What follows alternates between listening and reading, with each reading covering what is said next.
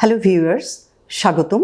আমি ডাক্তার শ্রাবণী চক্রবর্তী, বিশেষজ্ঞ চিকিৎসক, গাইনোকোলজিস্ট, এভারকেয়ার হসপিটাল চট্টগ্রামে কর্মরত হচ্ছি।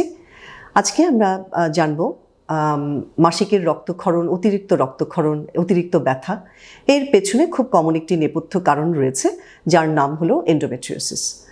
এখন প্রশ্ন হলো এন্ডোমেট্রিওসিস কী? এই এন্ডোমেট্রিওসিস রোগটি হলো প্রতি 10 জনে একজন নারী বিষে ভুগছেন।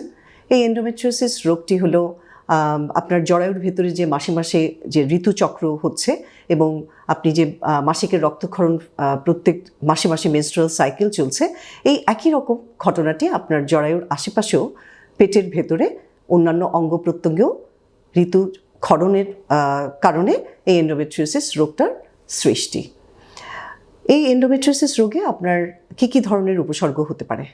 মাসিকের অতিরিক্ত রক্তক্ষরণ, মাসিকের সময় অতিরিক্ত ব্যথা এবং সহবাসে খুবই পেইনফুল সহবাস, এছাড়াও আপনার সন্তান ধারণের বিলম্ব, এই সমস্ত উপসর্গ নিয়ে রোগীরা সাধারণত আমাদের কাছে আসে।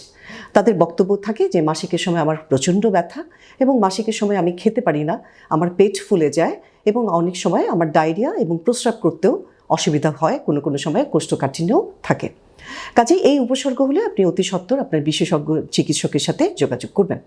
এই রোগটি কেন হয়, কাদের হয় এবং কখন হয়? এই রোগটি সাধারণত দেখা যাচ্ছে প্রজননক্ষম বয়সের যে কোনো নারী 20 থেকে 35 বছর বয়সে হয়ে থাকে, কিন্তু বয়সন্ধি থেকে অ্যাডোলেসেন্ট গ্রুপ এবং মেনোপজেও আমরা এই রোগটি পাচ্ছি। এখন এই রোগটি কেন হয়? সাধারণত দেখা যাচ্ছে যে জরায়ুর ভেতরে যে লাইনিং, যে পর্দা, যেটাকে আমরা বলি এন্ডোমেট্রিয়াল লাইনিং, এই এন্ডোমেট্রিয়াল লাইনিং লাইক টিস্যু আমরা পেটের মধ্যেও পাই এবং প্রতি মাসে মাসে ওখানে রক্তক্ষরণ হতে থাকে এবং জন্ম দিতে থাকে মাসিকের রক্তক্ষরণ, যা কিনা বাইরে বেরিয়ে আসতে পারে না এবং অসম্ভব ব্যথার জন্ম দেয়।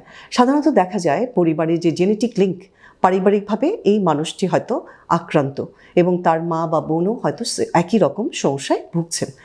এখন আসুন যে এই রোগটি কিভাবে আপনি বুঝবেন আপনার এই রোগ হলো। প্রথম কথা হচ্ছে আপনার উপসর্গ। এই উপসর্গ দেখেই আপনি বিশেষজ্ঞ চিকিৎসকের কাছে যাবেন এবং চিকিৎসক আপনাকে একটা আলট্রাসাউন্ড অ্যাডভাইস করবেন। সাধারণত গাইনোকোলজিস্ট নিজেই এই আলট্রাসাউন্ড করবেন এবং আপনাকে ডায়াগনোসিস বলবেন। এছাড়াও এমআরআই নামের একটি অত্যাধুনিক চিকিৎসা নির্ণায়ক টুল আমরা বলি, এটি দিয়েও এই ডায়াগনোসিস করা সম্ভব। এখন আসুন চিকিৎসা কী? চিকিৎসা প্রথম কথা হলো আপনার ব্যথানাশক, প্রথমেই ফার্স্ট লাইন ট্রিটমেন্ট। এছাড়াও আমরা বার্থ কন্ট্রোল পিল, প্রোজেস্টেরন, ডাইনোজেস্ট এবং ইন্ট্রাইউটেরাইন সিস্টেম, জরায়ুর ভেতরে একটা হরমোন কন্টেইনিং একটা ডিভাইস আমরা দিয়ে চিকিৎসা দিয়ে থাকি। প্রশ্ন হলো সার্জারি কি করা সম্ভব? হ্যাঁ, অনেক সময় দীর্ঘ সময় ধরে যদি ওষুধে কাজ না হয় সেক্ষেত্রে আপনার সার্জারি লাগতে পারে। তাছাড়া বড় এন্ডোমেট্রিওমা বা চকলেট সিস্ট আপনারা অনেকেই জানেন, সেই ক্ষেত্রেও আমরা সার্জারি অ্যাডভাইস করে থাকি। এছাড়াও অনেক সময় দেখা যাচ্ছে কোনো ওষুধে কাজ হচ্ছে না, রোগীর বয়স বেশি, আমরা তখন হিস্টেরেক্টমি বা জরায়ু অপারেশনের দিকেও যেতে হতে পারে। এছাড়াও যখন নারী বন্ধ্যাত্বে ভুগতে থাকেন এই রোগের কারণে, সেক্ষেত্রেও অনেক সময় আমরা সার্জারির অ্যাডভাইস দিই। এই সার্জারি সাধারণত ল্যাপারোস্কোপির মাধ্যমেই করে থাকি, এভারকেয়ার হসপিটালে এই সার্ভিসটা দিচ্ছি। এখন আসুন জেনে নিই কেন এই রোগ জানতে হবে, এই রোগের জটিলতা কী। এই রোগের কারণে একজন নারীর দৈনন্দিন জীবনের, তার কর্মক্ষেত্রে ব্যাঘাত ঘটে, তার দাম্পত্য জীবনের ব্যাঘাত ঘটে, তার দৈনন্দিন জীবন অসহ্য হয়ে যায়, তার ক্রনিক পেলভিক পেইন তাকে কোনোভাবেই শান্তি দেয় না এবং তার বন্ধ্যাত্বের সৃষ্টি হয়। কাজেই এই রোগটি জানুন, এই উপসর্গকে কোনোভাবেই অবহেলা নয়।